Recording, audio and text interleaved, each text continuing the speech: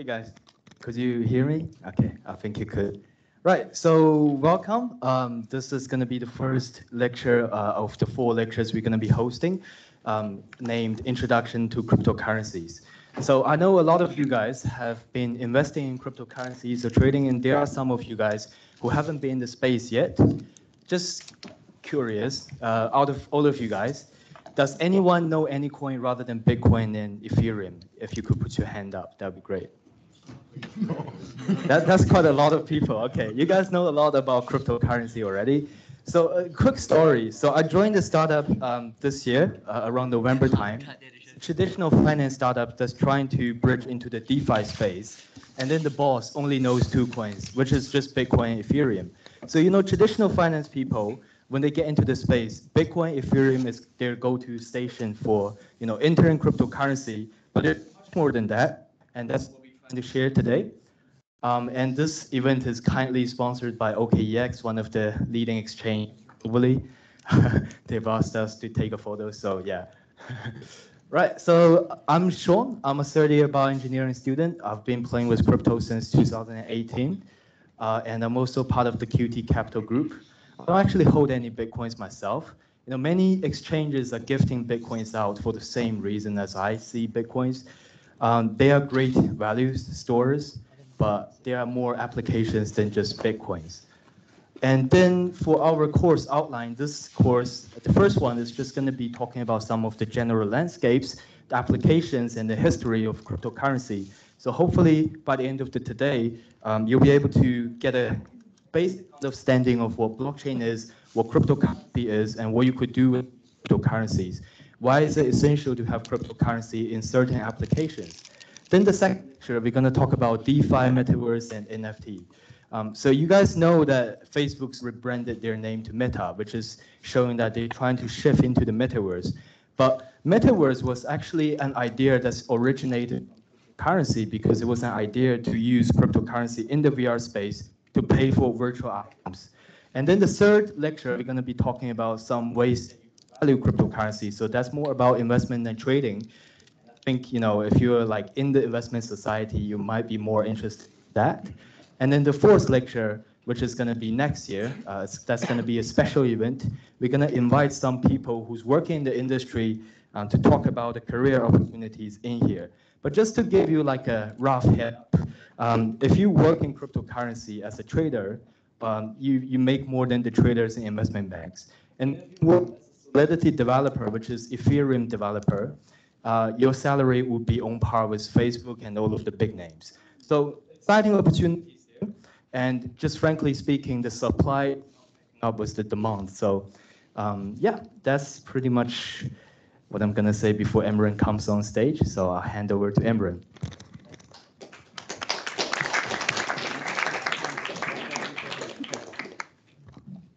Hey guys. So yeah, just a little bit about me. I'm a second-year mechanical engineering student. I've been in the space since 2018, but for the first, I'd say 2 years, I was purely a spectator, and that's because my dad was into it, and I just thought, yeah, this guy's getting scams at some point. And then I kind of just randomly fell into a rabbit hole after a certain period of time, and yeah, so here I am today standing in front of you. I play with cryptos at QT Capital, so I'm a senior analyst, and I call myself what is known as a altcoin degenerate, which basically means I only hold altcoins, and I think Bitcoin is a bit controversial, but I think Bitcoin is boomer technology. And yeah, I'm also a new profit rotator, so I can never be in cash. I'm always moving from one position to another. So yeah, that's a bit about me. So I think I'll start off talking about the brief history of cryptocurrencies and cryptography in general, which is the technology behind the design of cryptocurrencies. So in the 1980s, there were a group of people known as the cypherpunks, and they were sort of seen as like these hip, smart young individuals who had wild dreams. And they sort of, as the whole internet world was rising and computers were getting, you know, better with Moore's law and everything, they had this vision for the world, a borderless virtual world. And you could say they're quite ahead of their time. Like Sean said, Facebook just rebranded to the metaverse. And they were basically referring to the metaverse without actually calling it that. And so for the next couple of decades, there were large amounts of research happening in the cryptography space and mathematics in general. And this contributed to a lot of developments in cryptography and the technology behind what is known today as cryptocurrencies. And so in 1997, a group of students at MIT, they discovered or they invented this mathematical system. And they were quite amazed by it. And what the mathematical system did was encrypt messages through the software they designed. And what happened is the National Security Agency in America shut them down straight away. And this is because of they thought that encrypting messages was a security threat because the government couldn't have surveillance over what people were saying and stuff like that. And so yeah, that was one of the first ever controversial events in encryption, basically. Well, there was obviously in the world wars they had their own, but this was the first through code. And so the first cryptocurrency, which was called eCash, was invented by a guy called David Chaum in 1983. And then 5 years down the line, BitGold, which was the first anonymous cryptocurrency, so the people who created it weren't known. That was created in 1998, and it utilized a proof of work mechanism, which is a consensus protocol, and I'll talk a bit about that later. And so yeah, Bitcoin wasn't actually the first cryptocurrency to ever be created. So Satoshi Nakamoto, the creator of Bitcoin, he wrote the Bitcoin white paper in 2008, and in 2009 is when the first launch of Bitcoin happened. And so proof of work, which I mentioned was a consensus protocol, was the first ever consensus protocol that was invented. And then in 2011, a project called Peercoin, they launched with a proof of stake consensus protocol. And fast forward to today, you have thousands and thousands and thousands of projects that have different technologies that use different data structures and algorithms, implement different types of graph theory. And it's led to a lot of wide-scale institutional adoption from banks, from venture capitalists, from companies like Facebook, and even countries now. So in 2021, Cuba and El Salvador, they announced that they will now accept Bitcoin as legal tender, which basically means a sort of a medium of exchange. And actually recently, El Salvador, the president, he announced that he's launching his own Bitcoin city. I don't actually fully know what that means, but I know that somehow it's going to be fully run on Bitcoin through geothermal energy.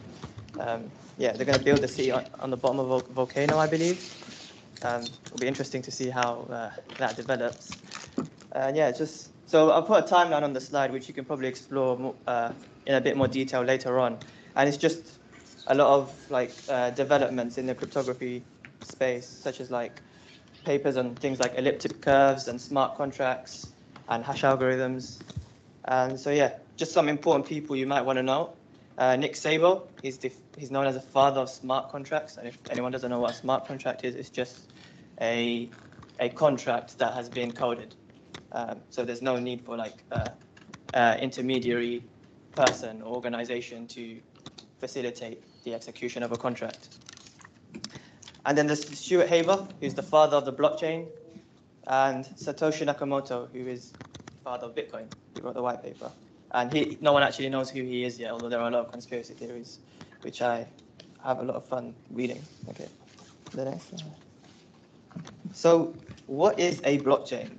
My simple definition of what a blockchain is a blockchain is a database that stores encrypted blocks of data and then chains them together in a chronological single source of truth for the data. I know that might be a bit confusing, so I found a video that explains it quite well. And yeah, I'll just play that for you guys. Hopefully that gives you a better idea of what a blockchain is. Is the sound working for that?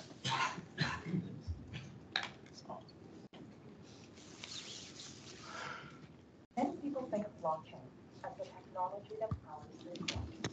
While this was its original purpose, Blockchain is on board. By the sound of the word, there's not just one blockchain. Blockchain is shorthand for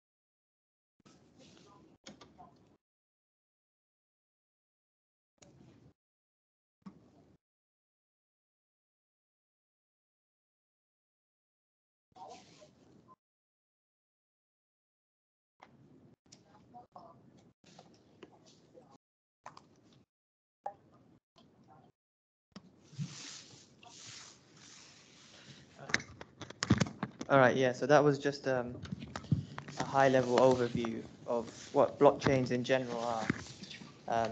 Hope it helped in clarifying what it is. Yeah.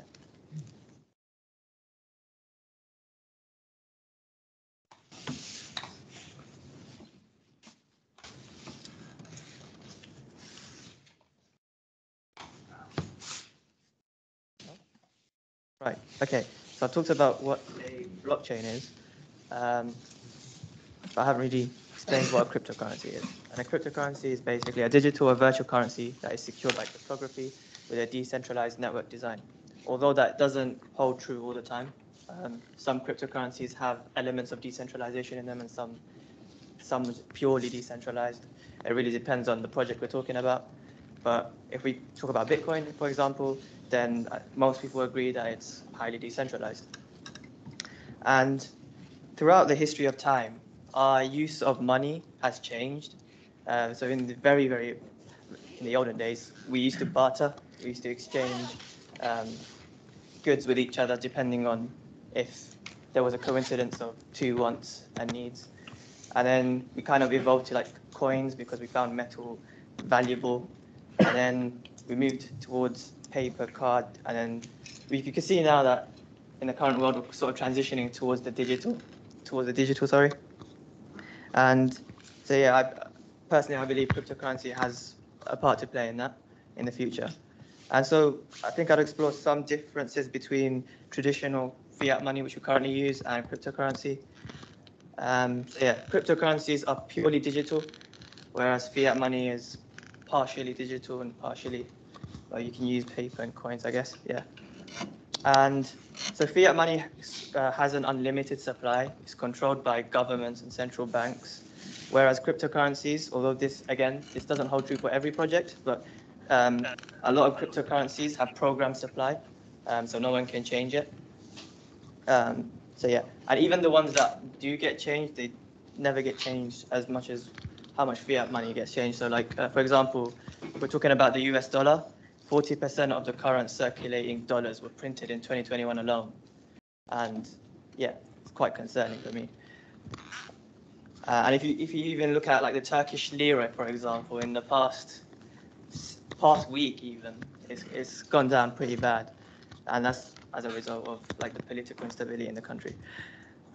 Fiat money is highly centralized, and like the video mentioned, cryptocurrencies tend to be highly decentralized. And the value of fiat money is dependent on a lot of different factors, such as like regulation and the general macro outlook of the whole world.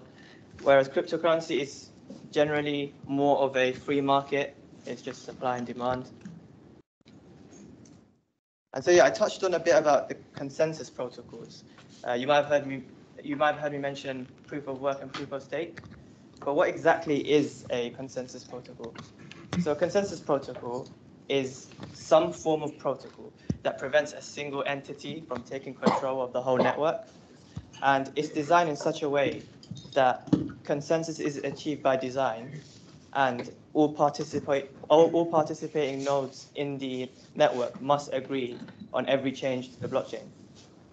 And what this does is it allows for a trustless system. So you don't have to trust in a third party or intermediary. And in that way, a single entity is prevented from distorting the truth. And it basically solves a problem called the Byzantine general problem. And you can look up more about that if you want. There are different types of protocols which have their own pros and cons, and you can explore that in your own time, and we might even do a presentation in a bit more detail about that later on. For example, like I mentioned, Bitcoin uses proof of work. There are other consensus protocols that use proof of stake, so Ethereum currently uses proof of work, but they're planning to transition into proof of stake, and they have their reasons such as the use of energy, and yeah, I think that's their main concern. And yeah, proof of history, which is something that Solana used, although they've combined with proof of stake as well. And there's also like direct acrylic graph technology, but that's quite a novel. Yeah, it's a novel technology when it comes to cryptocurrencies. An example of a project that used that technology would be Hathor Network. It's not really known, but yeah. you can divide cryptocurrencies into two different sections. One would be a coin and one would be a token. Coins are cryptocurrencies that are native to its own blockchain. So for example, Bitcoin, Ethereum, Avalanche, and legendary Dogecoin. And tokens are sort of cryptocurrencies that aren't native to their own blockchain. So they're built on top of another network. And DeFi, so decentralized finance, which we'll touch on a bit more in the next session, comes into that category.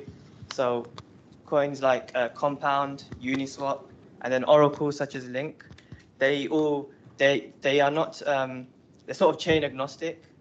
They can sit on multiple chains. So yeah, it's much harder to come up with innovative coins because you need to have extensive knowledge in data structures and algorithms and graph theory and optimizing for all of that stuff. And even in terms of valuing a coin is much harder than valuing a token, because a token is literally just like a decentralized application that's built on top of a blockchain. So yeah, I'll hand it over to Sean now. So, yeah. Yep, so Emran mentioned about the whole idea about coin and token. Just to kind of expand on that, you could think of a coin as a country, basically like America, China, or Japan.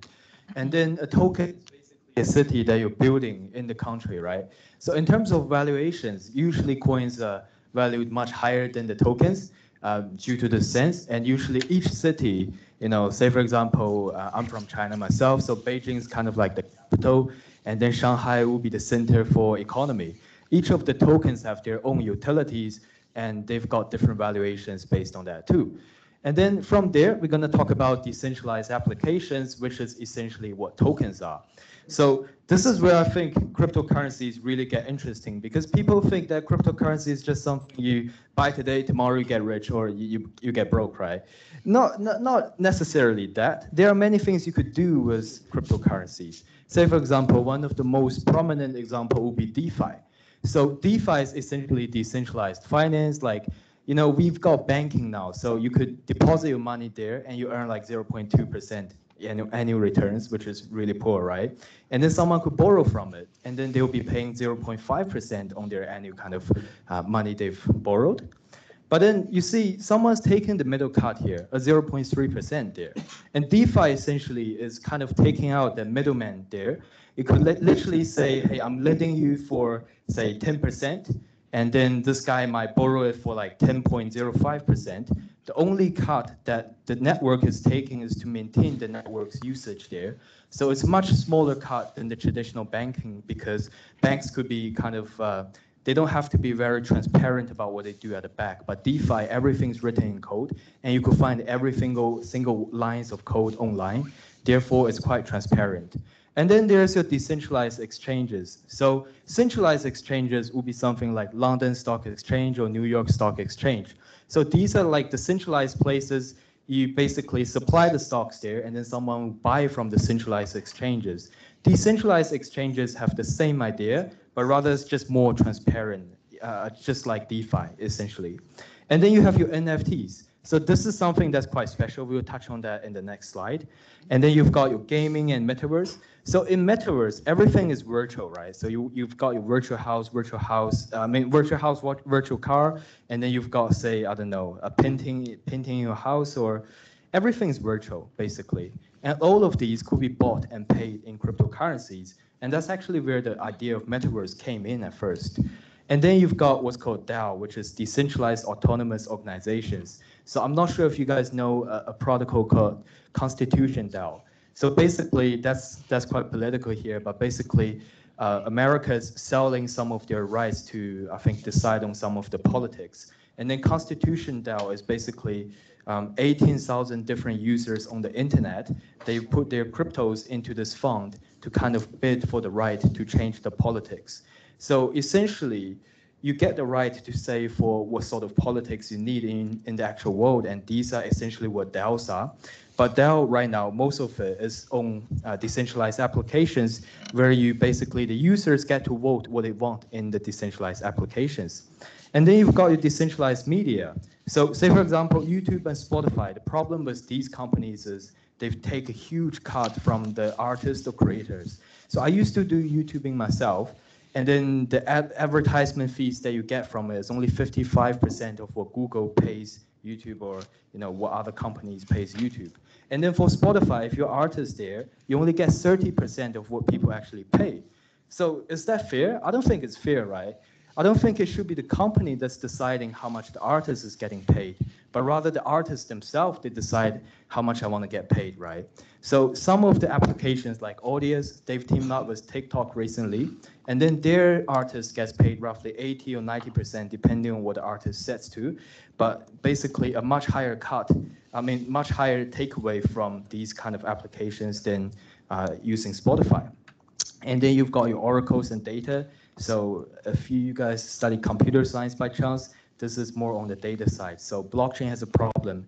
It can't really interact with the outside world, and oracles and data kind of solves that problem. And then we're going to talk about one special type of token, which is NFTs. So recently, these are quite hot, right? So you see this middle one. Do you guys know how much this is worth? Anyone wants to have a guess? Yeah? 500 million? Probably not that much, but you're kind of close in a sense, yeah? Anyone else? Yeah? 16, yeah, very close. Actually, the market price is around that right now, if it's correct. But last time that it was auctioned, it was sold for $11 million. Just a pixel profile that you can have on your Twitter, that's worth $11 million. So is it worth it? I don't know. You make the call yourself, right? But people say this is basically a new sort of thing that you can trade on, a new sort of thing that you could collect and have in your home, right? But these things are very unique in a way because you can't exchange them with one another with the same sort of value. And what does that mean? Say, for example, you got a Bitcoin in 2009, and then I got a Bitcoin today. They are both worth roughly $60,000. But then say, for example, if I've got this CryptoPunk, this is called CryptoPunk, by the way. If I get this CryptoPunk back in the 2020, and then you get a similar one from the same family of NFTs, looks basically the same, that one might worth very different, just because they are not exchangeable between each other. There's a lot of details to go into there, but we will dive deeper into that in the next session. So why do you want to invest in cryptocurrency? Right? I mean, just on a personal level, cryptocurrency is what helped me to pay for part of my tuitions. I'm an international student, so I pay like 30-something K per year. Quite expensive, and I don't want to put too much pressure on my family, so I took out some of the money from my cryptocurrency to pay for the tuitions. And it's very lucrative if you are like an early kind of participant in many of the protocols or many of the schemes. And it takes years for people to adapt to these trends. Internet took about 10 years for 30% of the population to get used to it. Cryptocurrency, I would say it's about the same speed for people to get used to it. So, before you realize it becomes too popular, that's the best chance to get into the industry.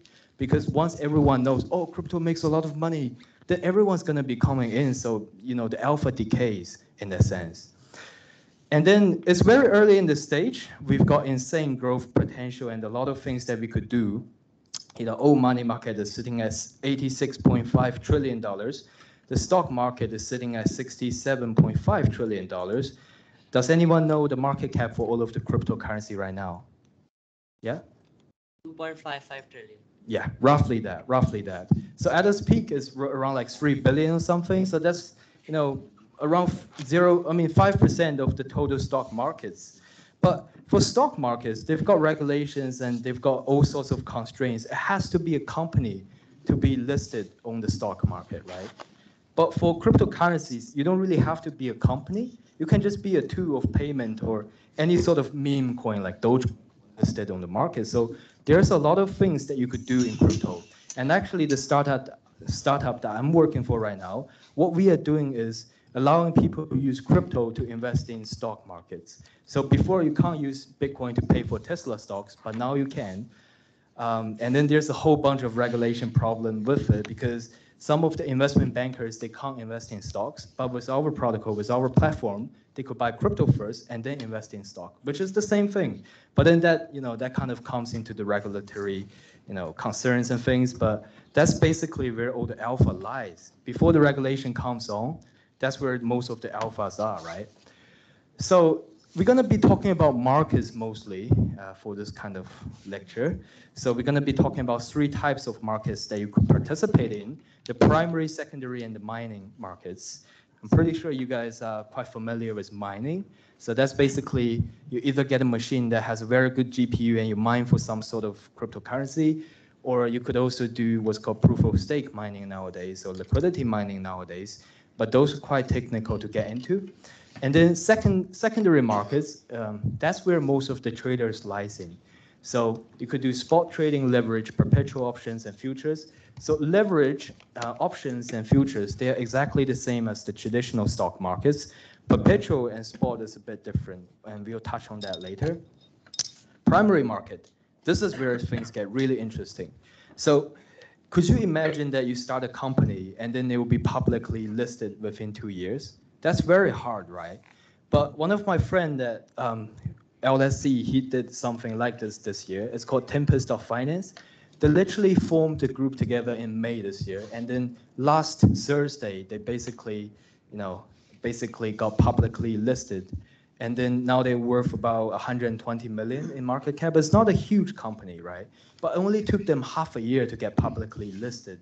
So this is one of the interesting thing about crypto. Since everything is pretty much decentralized, no one gets to say whether you get listed or not. Besides, if you want to list on something like Binance, which they have a whole kind of process to scan you through before you can get listed. But you have your ICO, IDO, and ISO, and we'll talk about these in the next slide here. So primary market, this is where your private sales happen. Same as you IPO in the stock market, some people, they invest early or they buy around the IPO time, and then they get cheaper stocks than the market price. And then for ICO and IDO, that's the same thing. So that's when, say, a protocol decides, hey, I'm going to issue a token to the market, and you could participate at this sort of price. And that's what ICO and IDO is. And then usually, early participants, they take bigger risks, right? Because they don't know how the company will perform in 2 years' time, 5 years' time, or 10 years' time. But giving you some rough examples, Solana, when they did their ICO, I think it was about a few cents, but now they're roughly worth $200, I think. So if you think about the returns there, that's probably a few thousand X, right? So that's a huge return. You can't do the same in stock markets, at least not within 1 year of launching, right? And then for ISPO, that's something very unique to itself. It's called Initial Stake Pool Offering. So we've mentioned about proof of stake. You could stake your coins into a pool, and then you get staking rewards. And then ISPO is essentially a form of the reward. That's been done in Cardano. Cardano is the third biggest cryptocurrency in the world. They've launched basically the smart contracts, I think, in late September. And then many smart contract developers immigrated to that platform to develop applications there. So you could think about Ethereum, Cardano, Solana, AVAX, all these Google Store and Apple Store and all sorts of, Blueberry, BlackBerry stores. Basically, they sell these applications. And then these applications are what makes the ecosystem exciting, basically. So, if you want to be in the primary market, I highly suggest you do a lot of research before you invest in any of those. Because, say, for example, Tempest of Finance, the company that my friend works for, they've only been doing this for half a year. So there's a lot of uncertainty in what they can do and what they can deliver. But if you're right on your investments, this could just be your key to financial freedom, of course.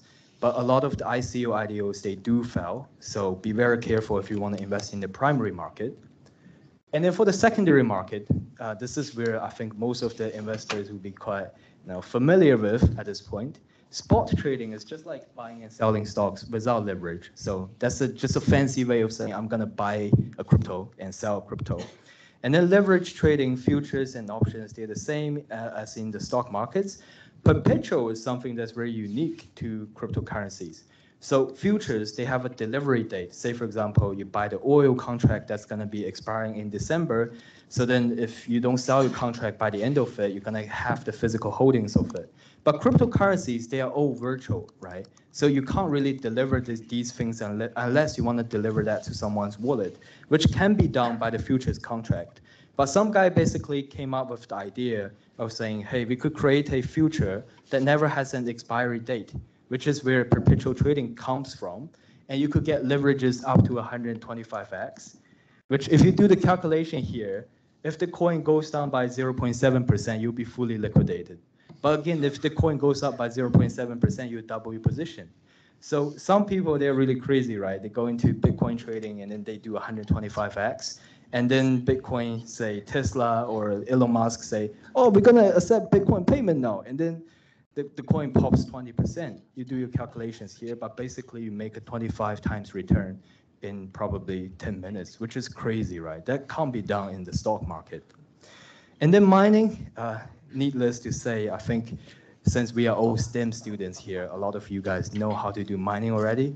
Basically, get a CPU, get a GPU, and you probably don't even need a CPU nowadays for mining. But basically, set up a mining account, and you could basically mine the coins from all these sort of different cryptocurrency protocols, whether that's Bitcoin, Ethereum, and nowadays Raven's another very popular one. But the problem with it is you need a lot of capital to get started on these, right? If you want to buy GPU nowadays, it's quite expensive, and also your returns are quite low from these.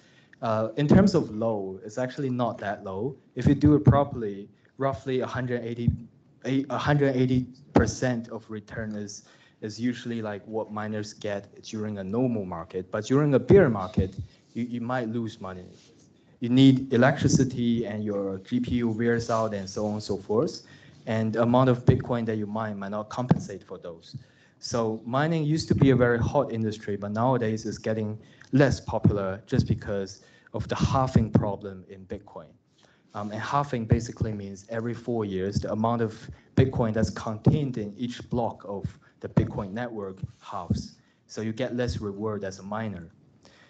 Now, let's talk about spot trading. We're not gonna be talking about leverage trading because that's very dangerous, right? And we don't like risks, do we? I like risks myself, but for most people, this is probably where you should get started with cryptocurrency. You could do this through a centralized exchange, so OKEx, which is, again, a leading global exchange, or Binance, Kraken, or Coinbase.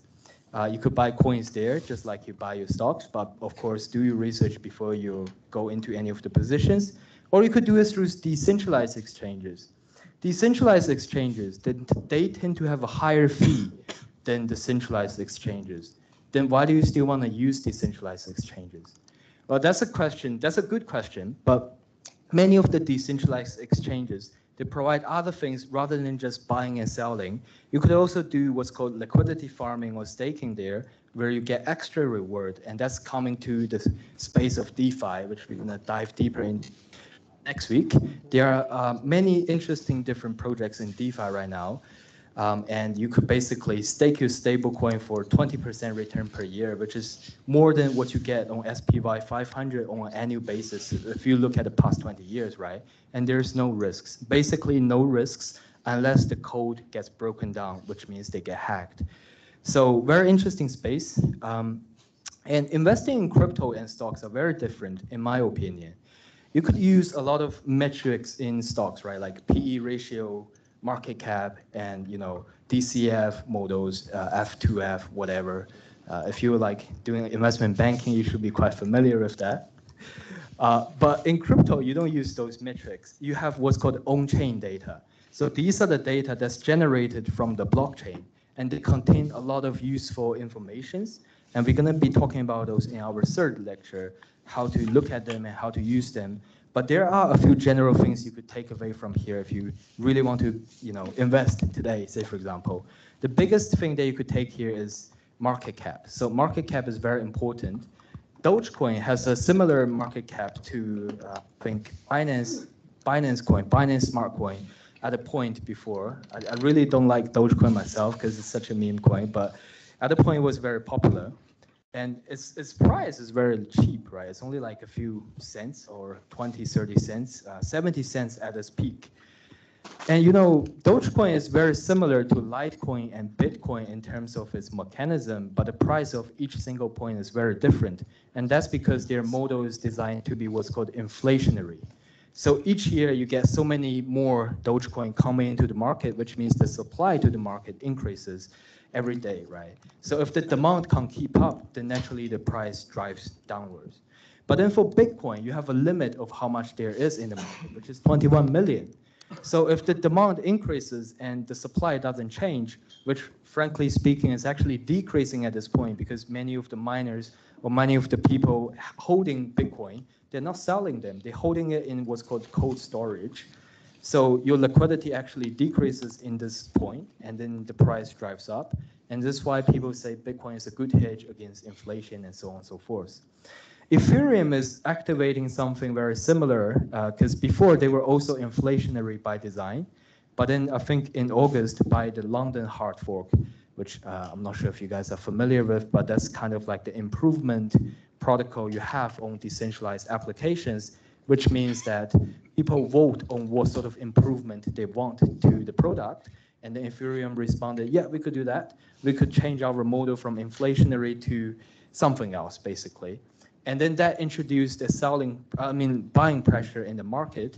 And then that basically pushed the Ethereum price up to where we're seeing it today. But at the same time, if you guys use Ethereum blockchain, you know the high gas fee on it, which is why there's a multi-chain culture slowly evolving at this stage. Many other blockchains, they're much cheaper to use and much faster than Ethereum. And of course, diversification is highly recommended. You know, you see those crazy stories where people make like huge amount of returns when they go all in one coin, like Dogecoin. And at a point, myself was like that. And you know, I've made some good returns when I was very lucky because I don't even know what the coin was. I just saw the name. Oh, SafeMoon. It looks very good to me, right? And then basically a very good coin.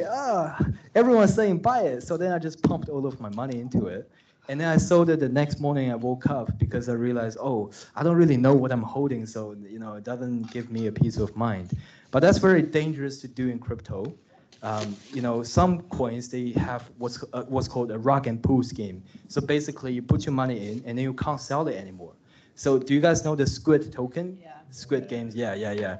So that one you can invest in it, but you can't sell, right? So then that basically means all of the money you put in is taken out by the developers of this kind of protocol, let's say. And then other coins, they might not perform as well because everything is not so transparent. So be very careful on that. Do researches, watch some YouTube videos on how the coin works, and just read more about their white paper, because white paper contains every single piece of information that's needed for you to make your judgment about whether a coin is good or not. And then in the next session, we're going to be talking about NFT and metaverse, and then also talking about DeFi. We'll be naming a few DeFi projects that might be looking into. You know, the stablecoin project I was mentioning just now, you can get 20% return without risks, which is really attractive, but there's much more than just those. And we'll be inviting some people from the London blockchain labs to, you know, talk with us. Some of them work in the DeFi space. Some of them work for some metaverse company. So the next one will be even more exciting than this one. And then now it's a special time for our courtesies to our sponsor, OKEx. Their Twitter is up there if you want to follow. They've got a lot of alpha leaks there, which means they give you a lot of information about what kind of project is good there. And then if you want to join, you could use the referral code here to get 20% discount on your trading fees. If you want to take a photo of that, up to you. But even if you don't want to use the referral code, on the next slide, you're still going to get some free Bitcoin. So if you'd like to give me a round of applause for that. Well done. Excellent. So what we're going to do, I'm going to cut the stream now from the Teams channel, and we're going to put up the QR code because we said in-person attendees get the Bitcoin. And once you guys go, we'll see how many are left, and then we'll give it to the Teams guys. So while I do that.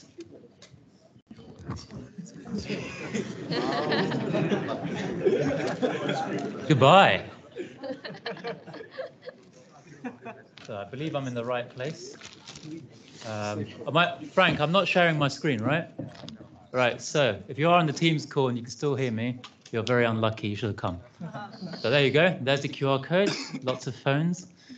Scan it, there's Imran as well. claim your Bitcoin. Sean, do you want to explain to them how it works? There's been a bit of a... Yeah, sure. Right. So you can see the instructions on the left side. So you scan your QR code, which is in Chinese because OKEx used to be a Chinese exchange. And then you copy paste the address you get into your Chrome browser, enter your phone number and get an activation code. And then if you haven't registered an account yet, then this should lead you to registering one. And then once you download the OKEx app, you could claim your BTC on OKEx account. Yeah. And if you're on the Teams call, I've taken the camera off the slides and pointed it to the audience. So apologies for that.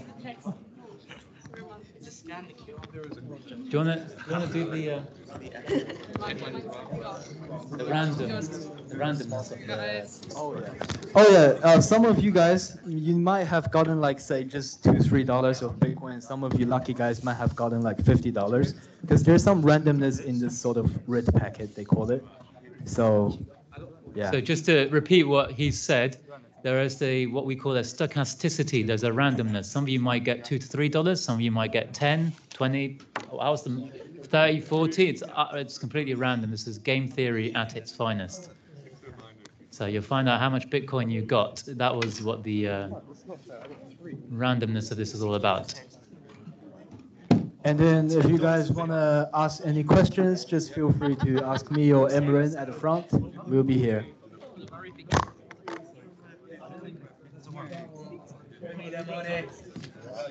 And before you go as well, we're also going to take attendance if you want a certificate of completion for the crypto course, which will flash up in the next few minutes after you guys have all claimed some Bitcoin. Nah, there's not 200, more than 200 people. I couldn't work out. I couldn't work out why there's feedback because I couldn't work out. I was trying my hardest. I thought it was me. No, it wasn't you. No, it wasn't you. It was just someone. I don't know where it was. I couldn't pin it down. But no, people are nice. I've got some great pictures on Sean's phone. So we're having pictures now. No, I've taken pictures. Oh, stock pictures. Yeah, we're doing that next. I don't know how many people will stay for that.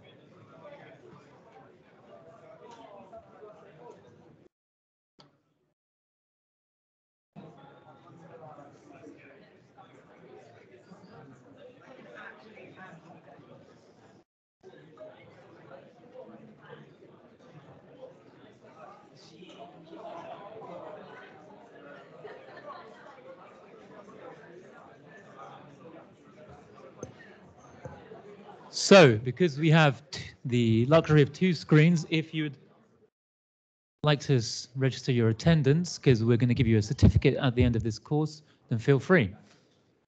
And I'll also just do that for the people in the Teams call.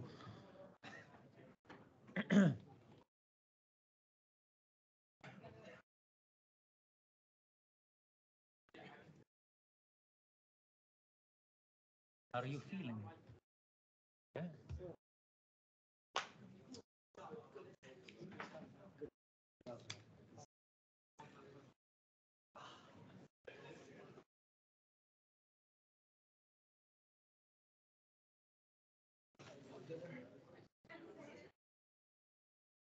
Are you going later?